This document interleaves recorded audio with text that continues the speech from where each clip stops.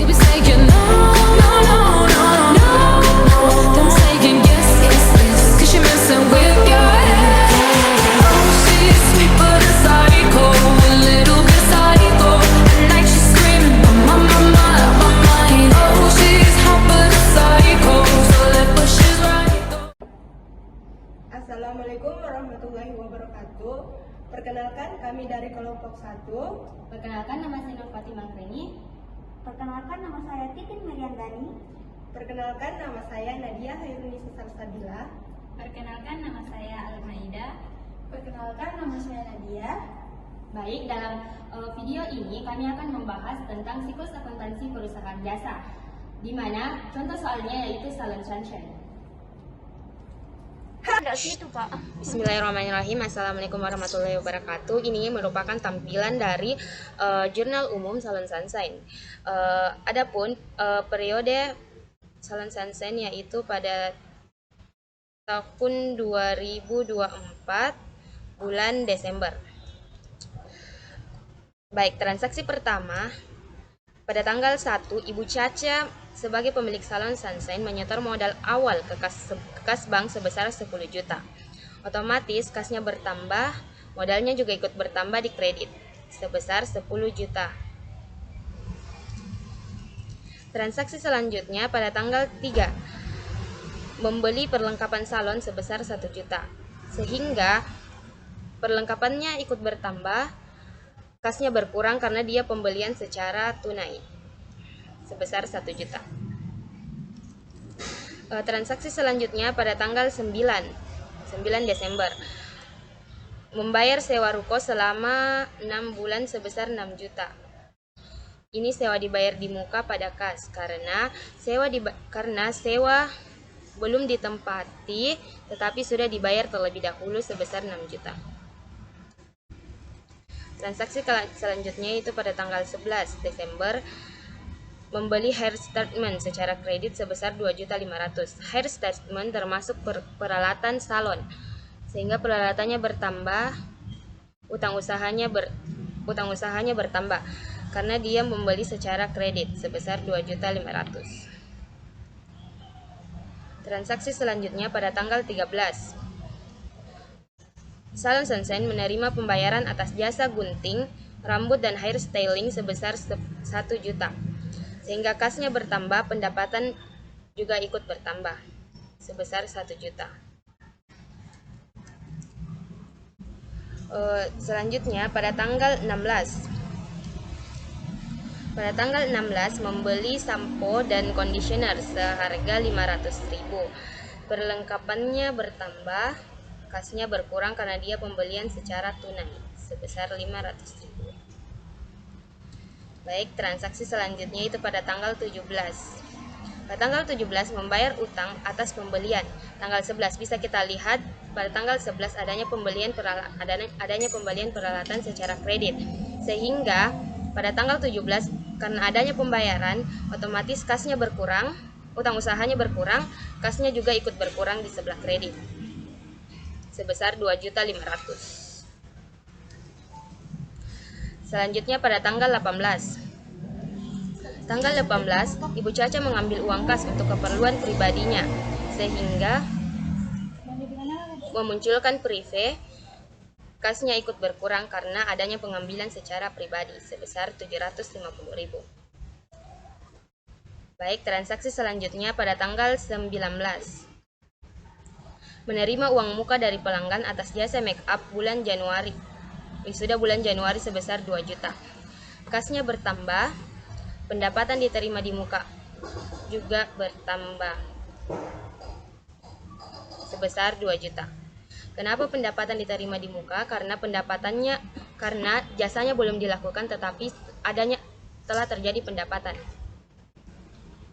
Pembayaran tanggal 21, menerima jasa rias pengantin sebesar 2 juta, 50%-nya dibayar tunai dan sisanya dibayar pada tanggal 29.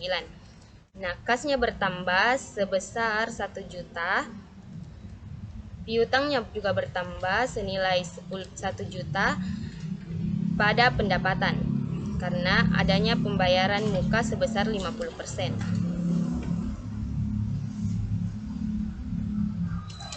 Transaksi selanjutnya itu pada tanggal 23. Salon Sunshine menerima tagihan atas vendor atas iklan di sosial media sebesar 250.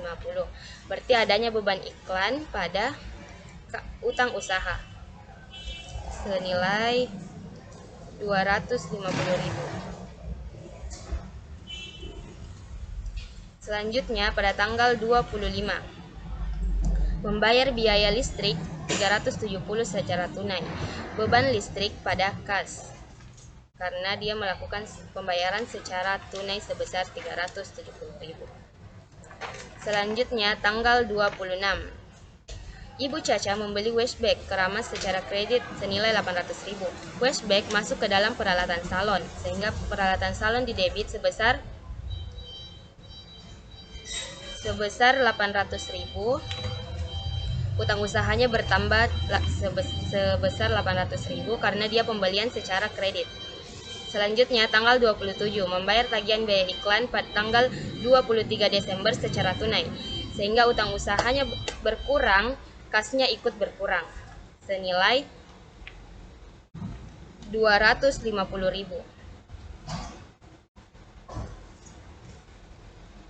Yang terakhir, pada tanggal 30 Desember, menerima pembayaran atas jasa yang dilakukan pada tanggal 21 Desember.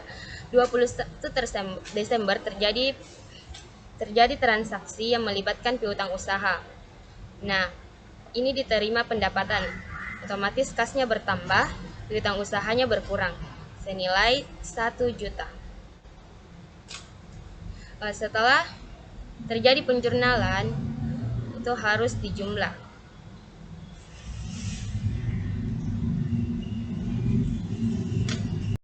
Assalamualaikum warahmatullahi wabarakatuh.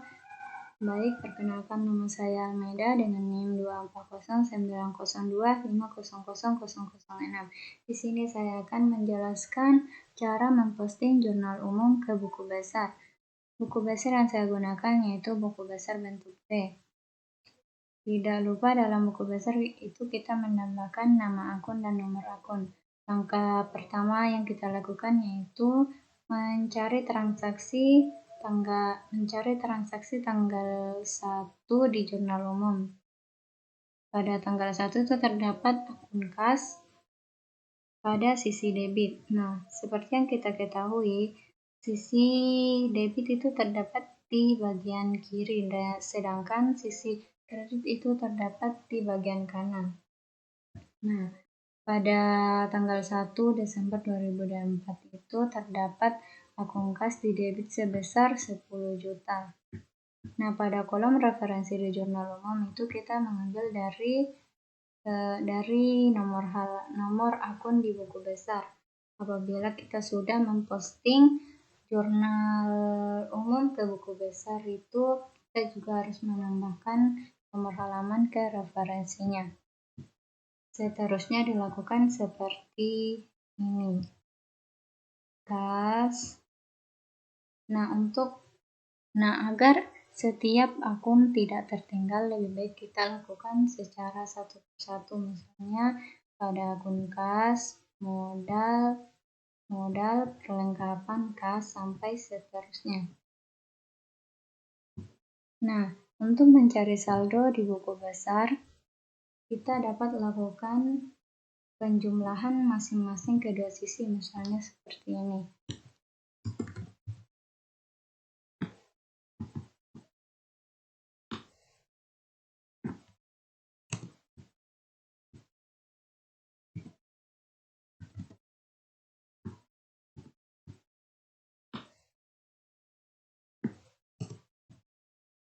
Nah, kita sudah menjumlahkan kedua sisi. Untuk mencari saldonya berarti kita mencari selisih antara sisi debit dan sisi kredit.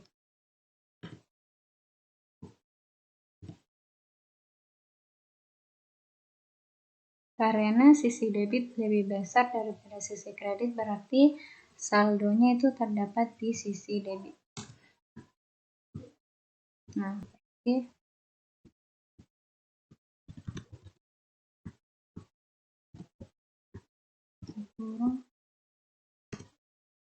ya guys.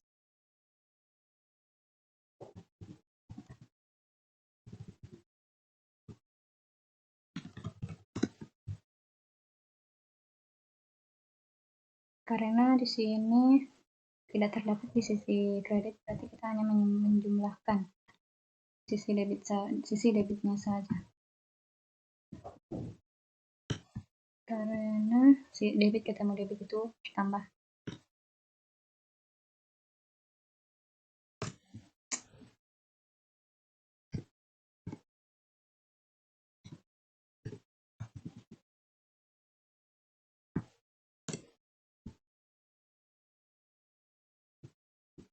Di sini saldonya.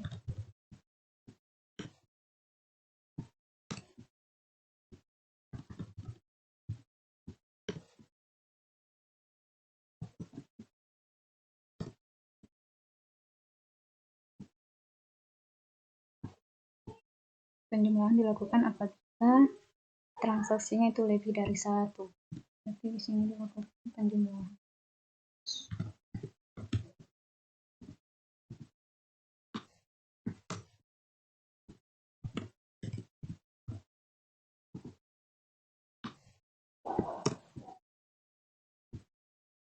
Ini saldo, karena sisi kredit lebih besar, berarti saldo normalnya ada di kredit. Kurang 100.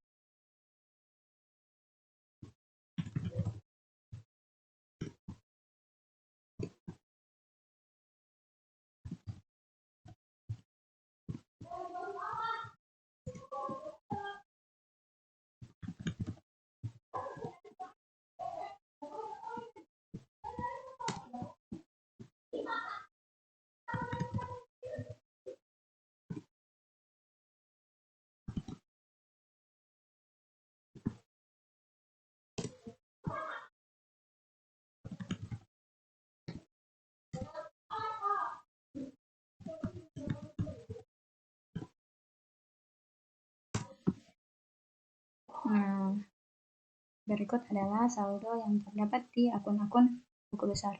Nah, itulah tadi cara memposting jurnal umum ke buku besar. Setelah memposting jurnal umum ke buku besar, kita melanjutkan dengan menyusun neraca saldo. Berikut ini adalah kolom neraca saldo. Langkah pertama yang kita lakukan yaitu memindahkan nomor akun. Misalnya pada buku besar akun kas itu nomor akunnya 111, nama akun kas, debit. Karena saldonya berada di debit, berarti kita pindahkan di sisi debitnya, yaitu 3. Yang kedua, piutang usaha 112, saldonya yang pada debit itu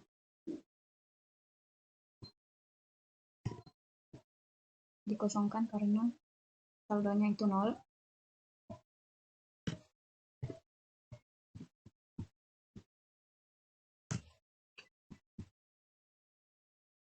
Piutang usaha 21 set.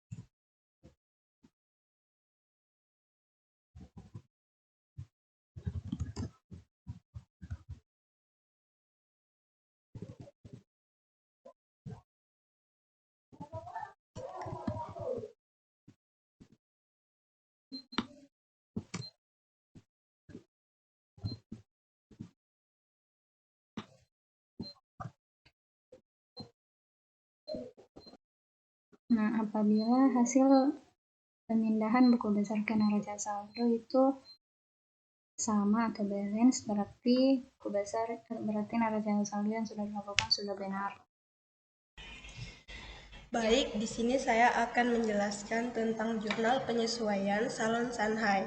Soalnya itu gaji karyawan yang dibebankan pada bulan Desember sebesar 900.000.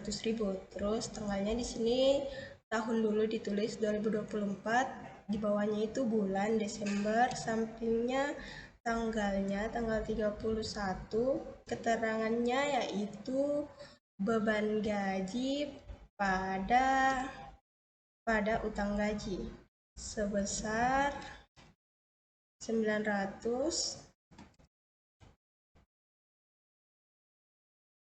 Terus selanjutnya soal yang kedua itu perlengkapan salon yang dimiliki oleh Ibu Caca di akhir Desember senilai 1 juta. Terus di sini tanggal 31 keterangannya yaitu beban perlengkapan pada perlengkapan sebesar 500. Oke. Selanjutnya soal yang ketiga itu penyusutan peralatan bulan Desember sebesar 650. Bunyi keterangannya yaitu beban penyusutan peralatan pada akumulasi penyusutan peralatan sebesar 650.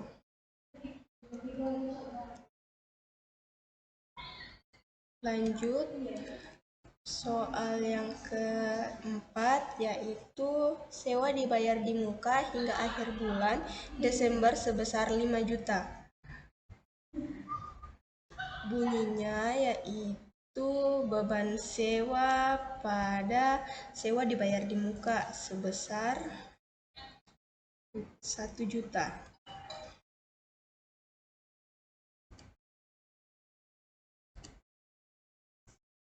Soal yang kelima, jadwal wisuda pelanggan Ayu dimajukan di akhir Desember sehingga sudah dapat diakui sebagai pendapatan.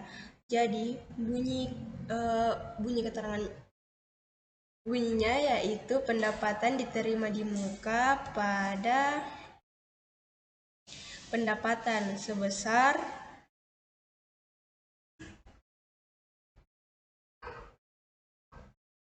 2 juta. Jadi total keseluruhannya yaitu di debit itu 5.050.000 dan di kredit 5.050.000.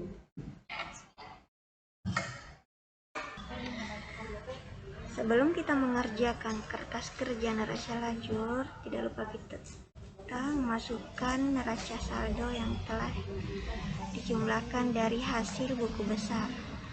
Nah, untuk mengefisienkan waktu langsung saja kita salin.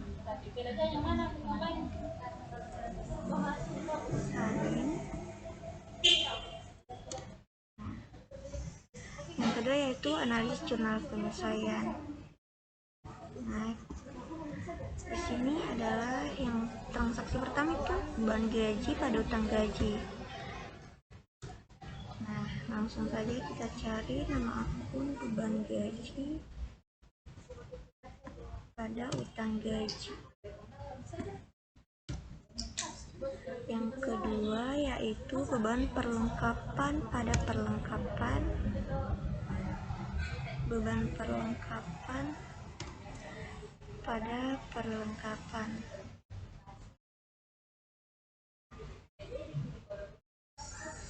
Perlengkapan di posisi kredit. Nah, yang ketiga yaitu beban penyusutan peralatan debit, akumulasi penyusutan kredit. Beban penyusutan peralatan debit, akumulasi penyusutan peralatan kredit.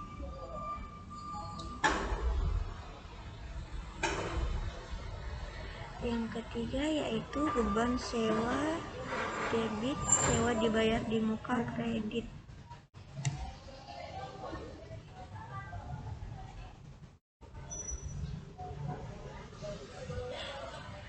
Beban sewa debit, sewa dibayar di muka kredit.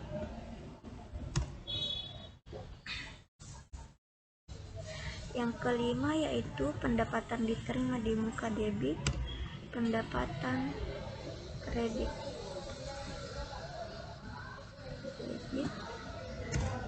Pendapatan kredit.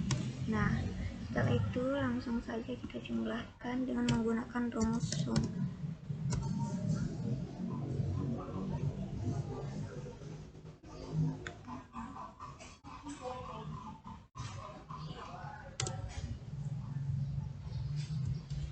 Menjumlahkan keduanya. Nah, setelah itu neraca saldo setelah disesuaikan, langsung saja kita pindahkan dari yang posisi debit ke debit, posisi kredit ke kredit. Nah, ketika debit ketemu kredit dikurang, debit ketemu debit ditambah, dan kredit ketemu debit dikurang. Langsung saja kita pindahkan.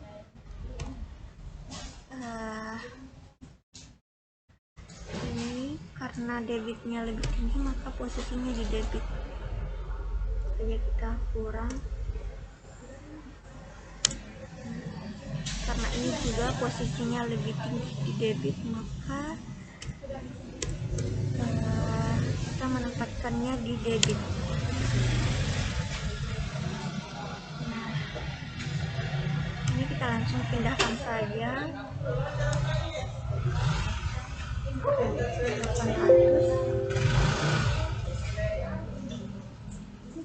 Langsung saja kita pindahkan. Ini kredit ketemu debit, karena hasilnya sama maka hasilnya 0. Jadi kita langsung pindah ke modal, dan itu 10 juta.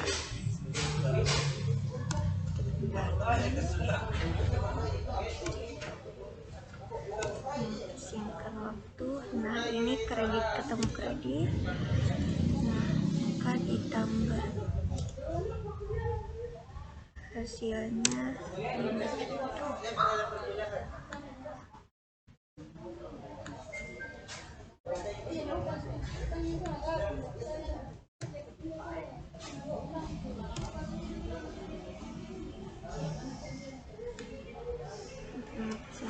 Langsung saja kita mengambil.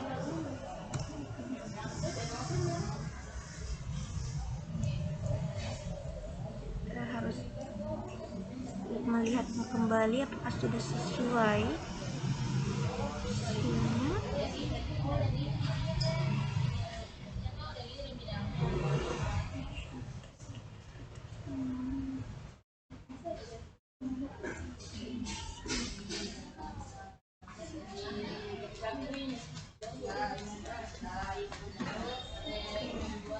Nah, kita akan memindahkan yang akun yang di posisi laba rugi yaitu akun nominal, dan yang di posisi neraca yaitu akun real. Nah, yang kita pindahkan pertama yaitu akun nominal dulu, yaitu mulai dari pendapatan sampai beban sewa.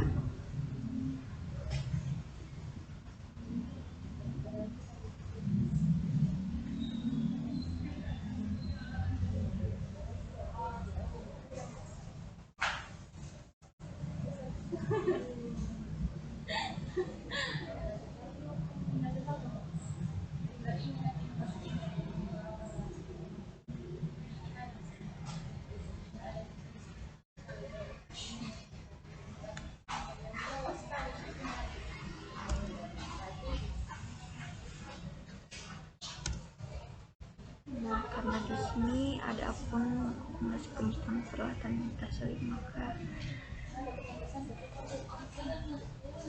posisinya di akun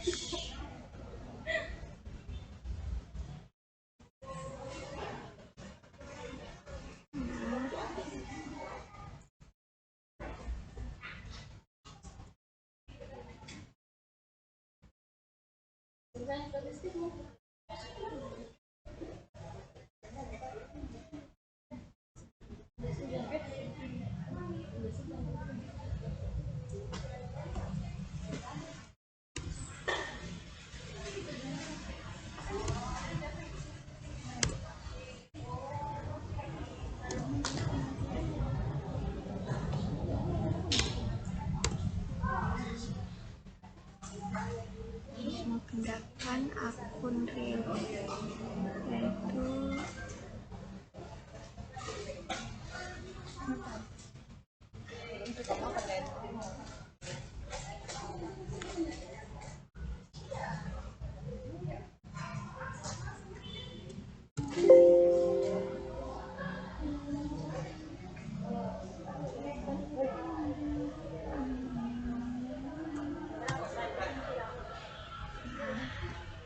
langsung kita jumlahkan. Nah, setelah pengerjaan neraca saldo setelah disesuaikan, langsung saja kita pindahkan akun real ke neraca dan akun nominal ke laporan ke kolom laba rugi. Sudah kali lagi itu bagiin kejadian perempuan itu minyak hitam.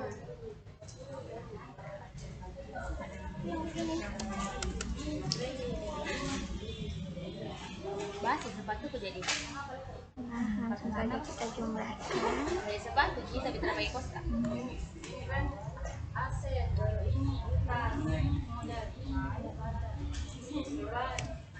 Nah, karena di sini kreditnya lebih tinggi, maka posisinya di debit.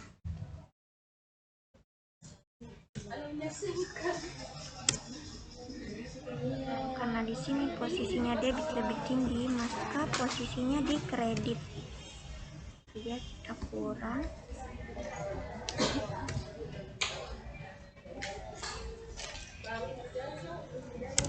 Nah, karena di sini ditempati debitnya di laba rugi dan kreditnya di neraca, maka hasilnya adalah laba. Nah, langsung saja kita jumlahkan secara keseluruhan.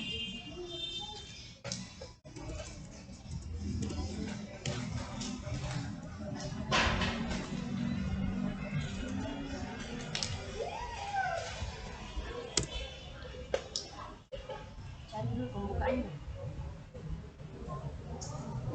Video sama-sama deh.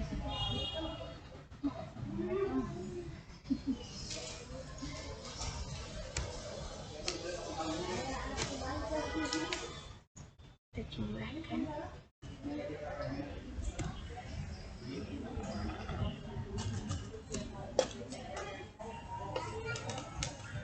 Ini hasilnya itu langsung saja kita tuangkan 680. Ini kita langsung jumlahkan saja untuk mempersingkat waktu. Nah, hasilnya sudah sama. Jadi hasil akhir dari neraca lajur ini menghasilkan laba.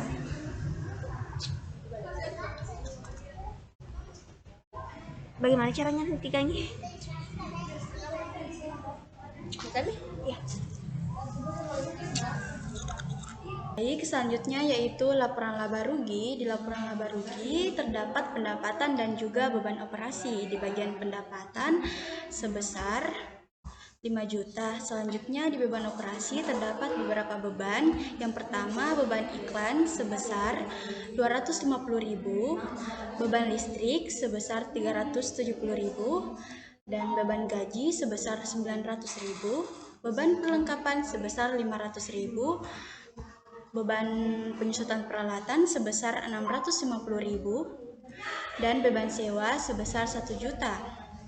Maka diketahuilah beban total dari beberapa beban setelah diketahui hasil dari pendapatan dengan hasil beban diakumulasikan sehingga didapatlah nilai sebesar 1.330.000. Selanjutnya kita beralih ke laporan perubahan ekuitas. Di laporan perubahan ekuitas, kita mengetahui modal awal yang diambil dari neraca lajur sebesar 10 juta.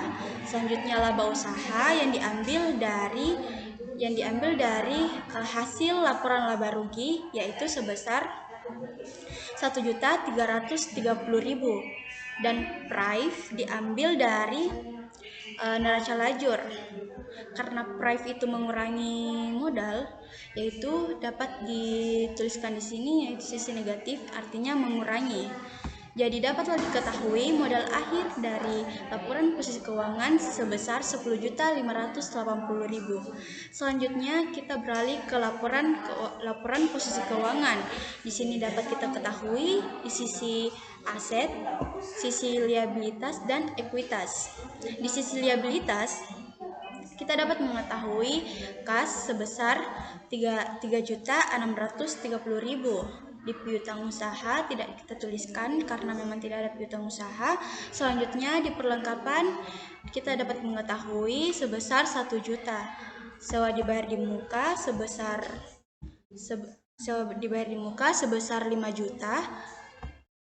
Peralatan sebesar 3.300.000, akumulasi penyusutan peralatan sebesar 650.000. Karena akumulasi itu mengurangi, makanya di sini kita menuliskan sisi negatif. Dapat kita ketahui di sisi aset sebesar 12.280.000. Selanjutnya kita beralih ke liabilitas. Di liabilitas kita dapat mengetahui utang usaha sebesar 800.000, utang gaji sebesar 900.000, pendapatan diterima di muka sebesar 0, artinya tidak ada. Selanjutnya kita beralih ke sisi modal. Sisi modal kita dapat mengetahui sebesar 10.580.000, di mana kita mengambil modal yaitu di modal akhir di laporan perubahan ekuitas. Dapat kita ketahui setelah kita totalkan dari hasil utang, hasil liabilitas dengan hasil ekuitas, dapat kita ketahui hasil akhirnya yaitu 12.280.000. Dapat kita lihat di sini yaitu balance.